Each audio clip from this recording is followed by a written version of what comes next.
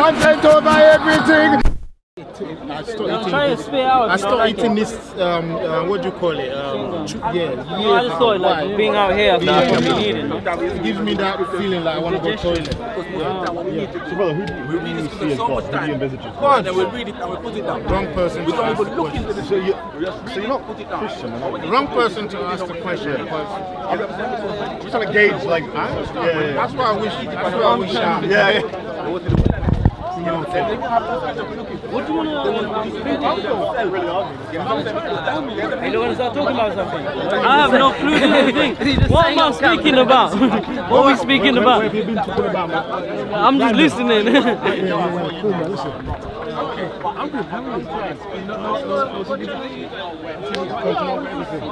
Hamza, did you ever get... Join the discussion. Come, we don't know what we're talking about. We don't know. I don't do camera. Oh, yeah. No, it's not debate. It's not debate. You can enrich them. It's a whole school brother before cameras were down here. Where people were just talking. In those days, if you put a camera in somebody's face, Oh, yeah. now it's a fashion. Yeah, it's going crazy. Yeah, I don't like it. Yeah. Rolling. Choose a subject. Good subject. Don't worry about the cameras, man. Don't worry about the cameras. You're about good subject. Just talk freely. It's content. It's just easy. As we're speaking, Make an exception for content. Always, man. Not that one. That's what I was saying. People won't benefit from that. People won't But benefit. you can speak about. No, I want to talk about, honestly, I want to talk about what I thought I wanted to talk about today. I'm actually being able to do it, but it ties in a way. And what I want to talk about is who are called the nation of Israel. And I'm not going in, I'm not doing religion. Get me right, because I don't want to do the religion thing first. Yeah? I want to do the people thing first. The people thing and who are people before religion. Because we can go into history of religion and you go on history and say, when certain religions came to certain countries.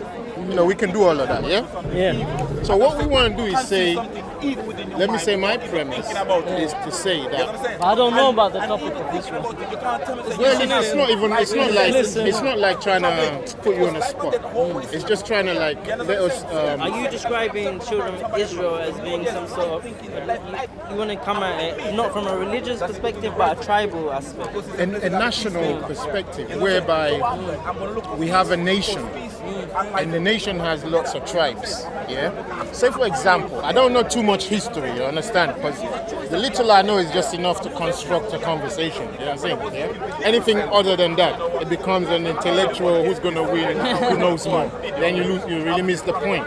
So take like India and Pakistan, and how at a particular point they were all one nation. Then at a particular point they became India and Pakistan. And as far as we're concerned today, Indians are not Pakistanis, Pakistanis are not Indians. North Korea are not South Koreans, and the other way, and so on and so forth.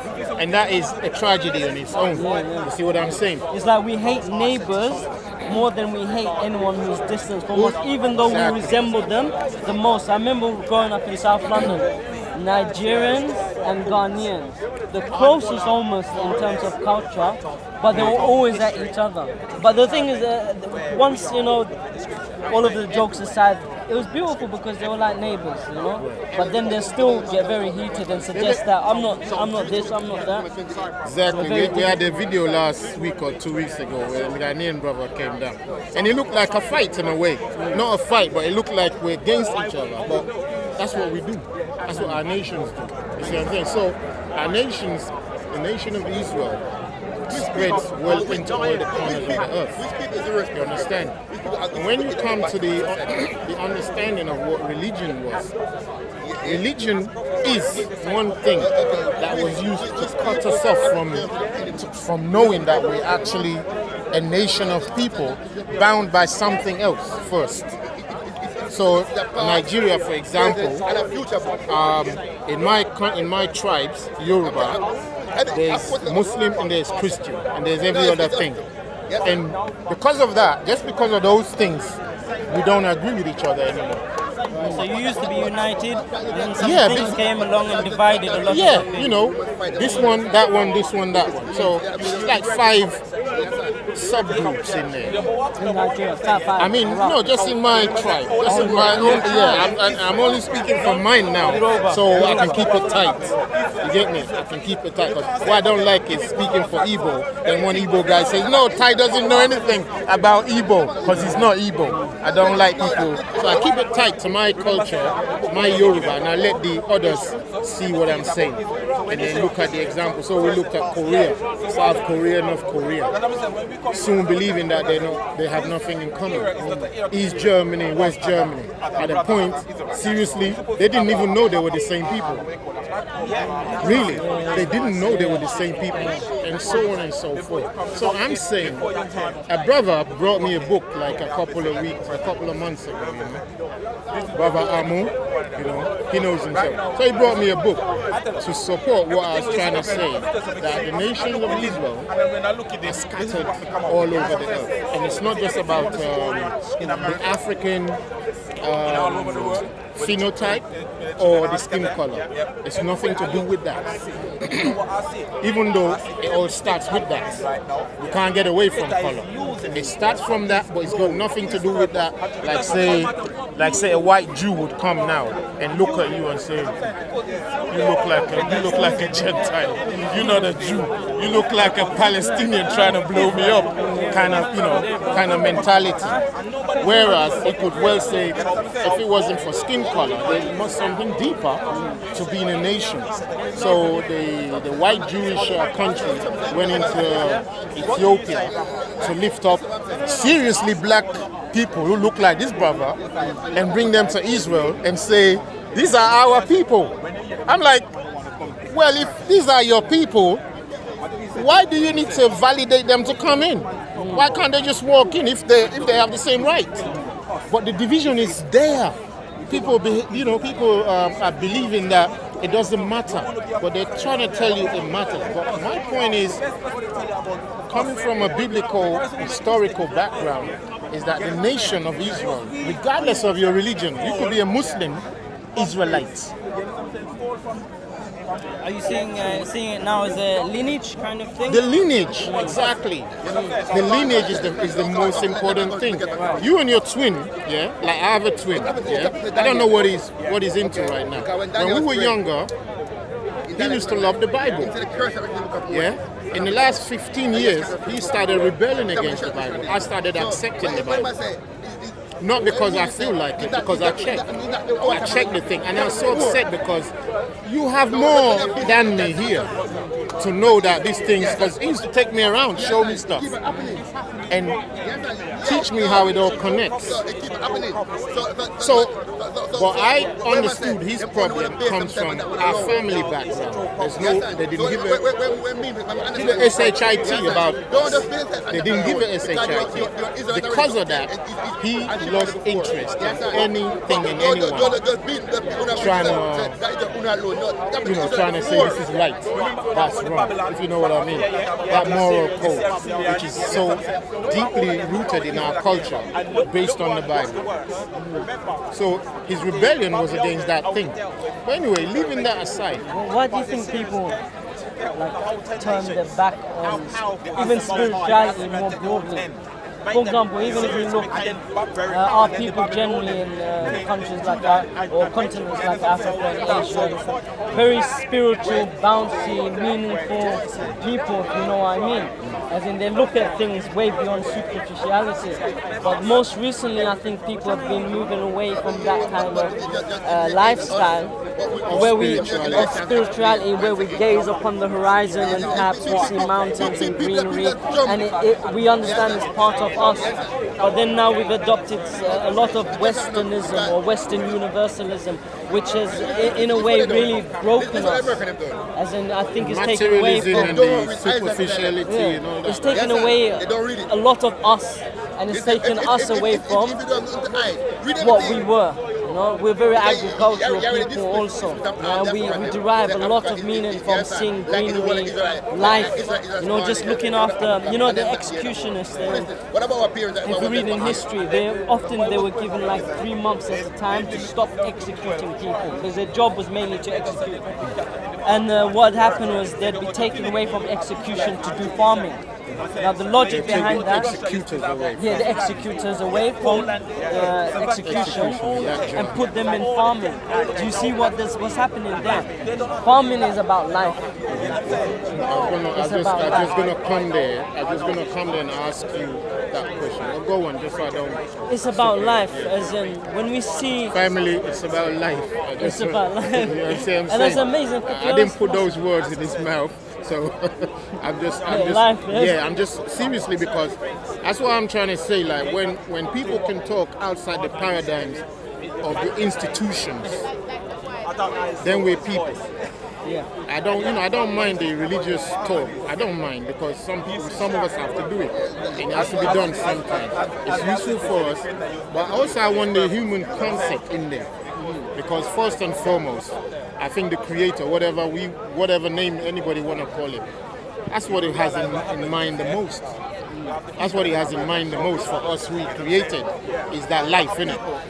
You know, I don't know if you disagree with that. Yeah? No, one of the things is lacking from London, I'm sure on a broader scale, everyone, is that we can't see people as humans. So we can't even get onto that discussion of religion without hating each other, whether it's politics, identity, race, or religion. You know, me as a person, I believe, we need to speak, but I need to answer, so I need to know who it is that I'm speaking to. Yeah. If I set it up in such a way that you've hated me, you're not going to take my message, even if it be correct. So I agree with you. There's if you may, a commonality of humanism. And not the humanism that denigrates the creator. Yeah. You see what I mean? Or gets rid of the idea of a creator. Not that one. Yeah? But the humanity of purpose of the creator, to say as powerful and majestic and almighty as he is, he still found it worthwhile to create man. You know, that concept. So from that point of view, let's look at that thing and let's give him that praise, let's give him that glory. You know? I think it's lacking though. Really, it's lacking from a communal perspective. Would you say global communal perspective, or no? There are pockets. Religious, There are pockets of people. When you go to them, the value of life is not about verticality, tall buildings and material.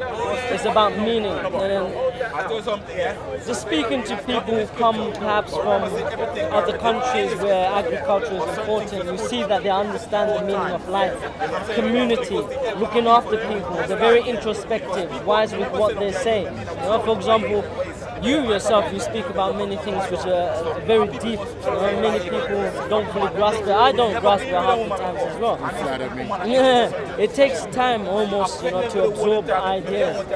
And I think these people, they take life first and foremost as life. You know? Whereas we are rushing all the time to acquire knowledge, whereas they take their time to acquire knowledge.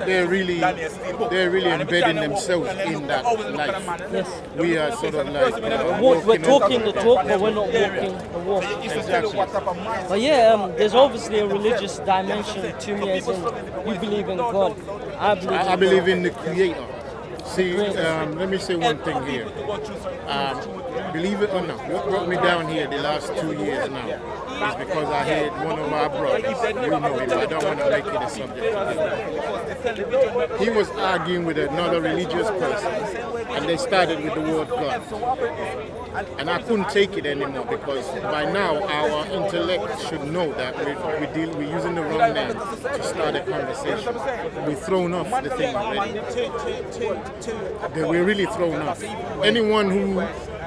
Anyone who comes into a specialized field and calls any piece of tool or equipment by the wrong name and uses that wrong name to start a conversation or start a thesis or argument, or can they really get it right later? That's the thing. So was it that the word God is deficient, or The word God is for our purposes, it's a red herring, because it can't focus your mind on what you're trying to talk about. so creator? The creator, even as we only speak in English, because maybe you don't speak my language, I don't speak yours, home language, but at least we got that English, so we can use that. So our Almighty Creator, if we use that even often enough, it easily tells somebody that we're talking about somebody who we're attributing some kind of action to, rather to some guy. Some people think it's some guy. You know how people go around their hands, they're saying, well, prove to me God exists. But they can never say to you, prove to me life exists. You see what I mean? I think one of the arguments was that how can I prove the existence of God when everything around you is proof of the existence of God? This is it. That's why the word God must stop to be used, even to get anywhere. Because honestly, besides going into the historical reason why that word was put in there, German word. yeah, the German word is Goff, and Goff, means death. So whenever we say, "Do you believe in God?" guess what you're really saying? You're really saying, do you believe in death? It's a spiritual and factual reality that we're living in to say that, because I have said, and I won't take it back, that only death is being worshipped on the earth. What do you mean? You see, I like that you brought in the word life, and you brought in the clear example of what life is. And there's no greater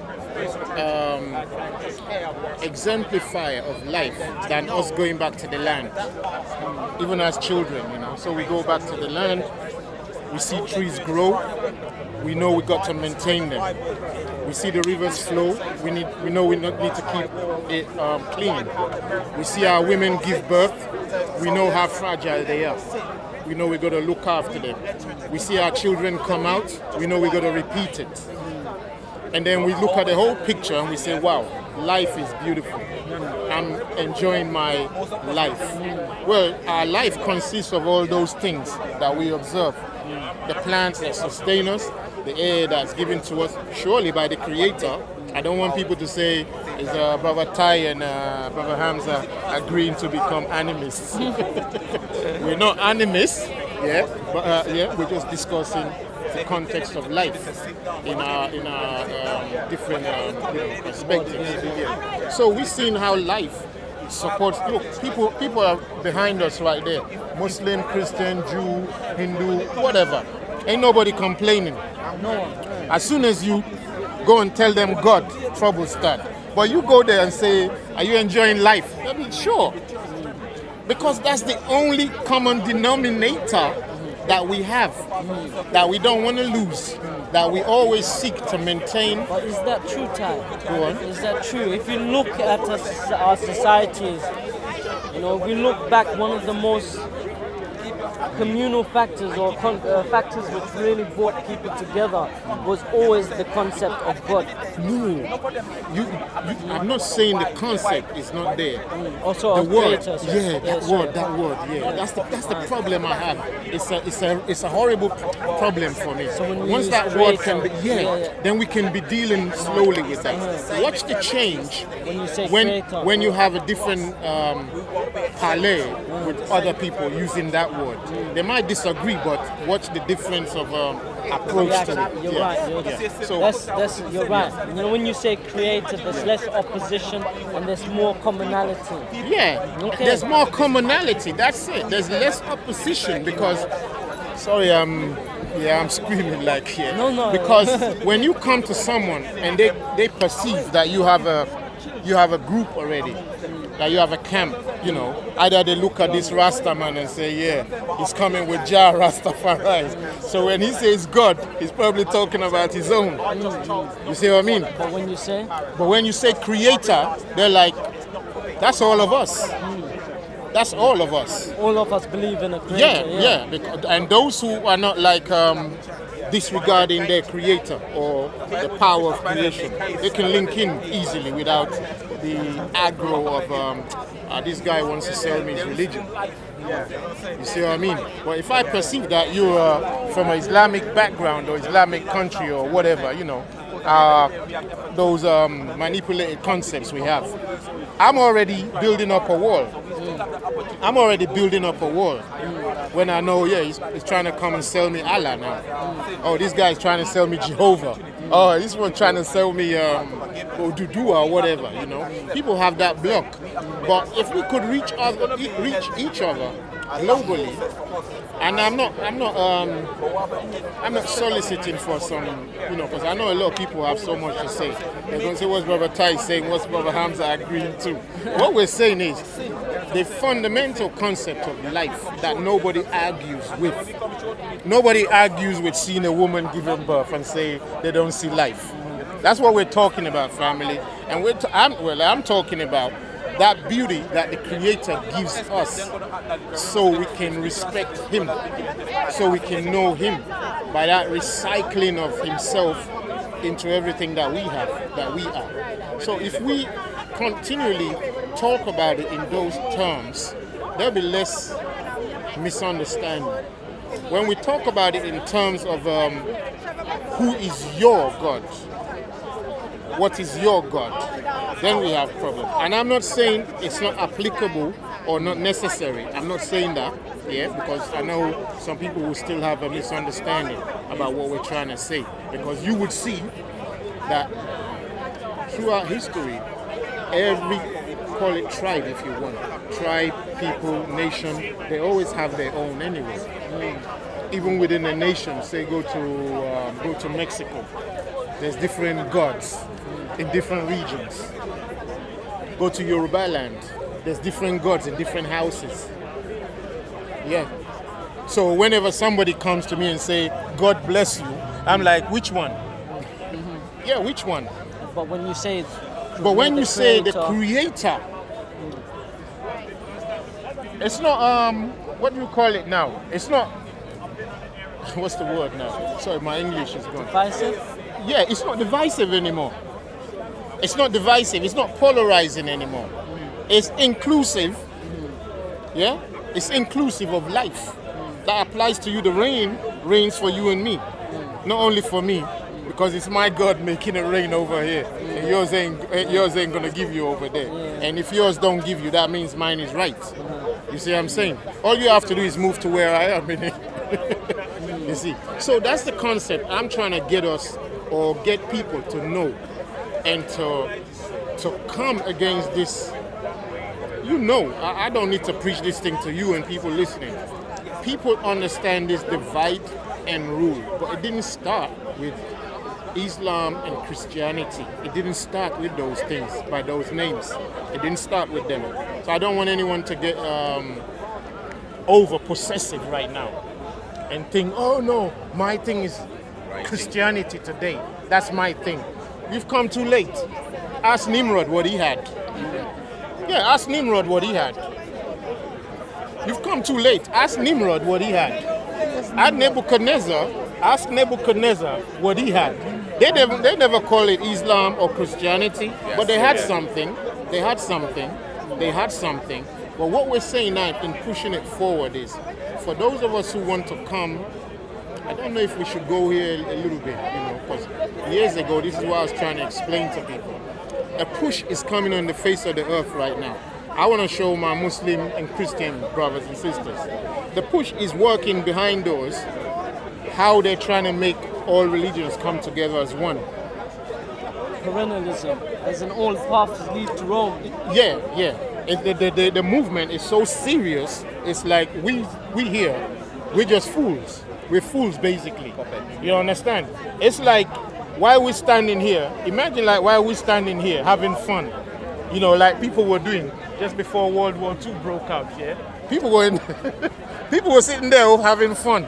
But Hitler and his henchmen were moving pieces on the chessboard.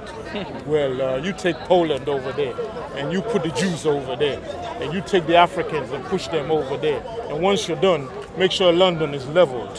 And then you bring King so and so, and put him in exile for a while. While we're having fun, all of that is going on in the back rooms. But we're here talking about our own problems. Our problems have no consequence to these people. It never has. They give us our toys. They give us our toys. And the greatest toy they can give us right now is that great thing, that religion. They're not giving us our creator because that don't pay the bills. They don't give us our creator. That don't pay the bills. They give us religion.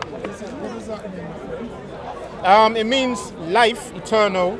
Yes, let it be so. Life eternal. That's what it means. So that's where you're coming from. That's what our creator is. That's what our creator is. I'm hoping we're going to be going on a level 2 with those who really want to talk about it. Our creator is life eternal. Before anybody agrees with me, I want them to disagree first.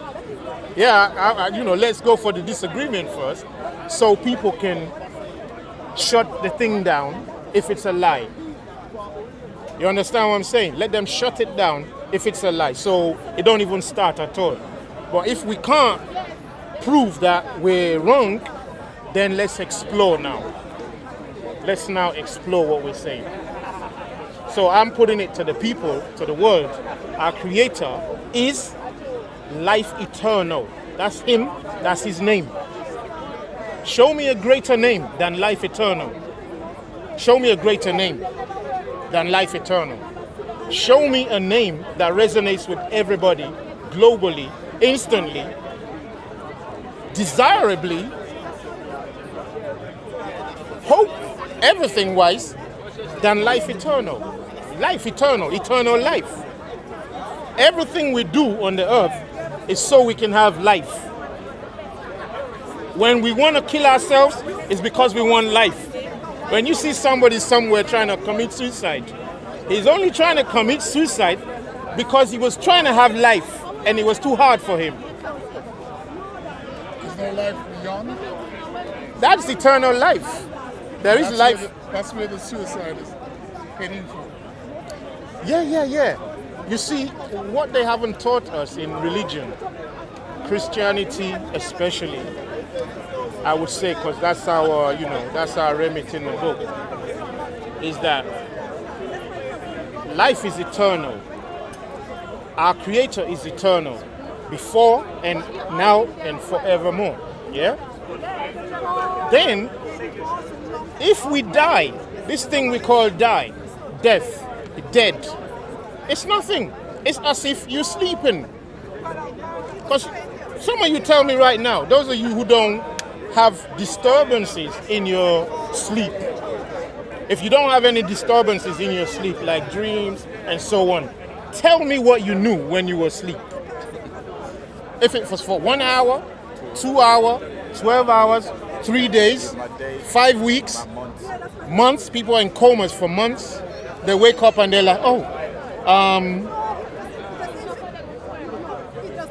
what were you saying? They're like, no, you've been out for 9 months. 9 months? I've been in a coma for 9 months? That's death. It's just called a coma, but it's actually death.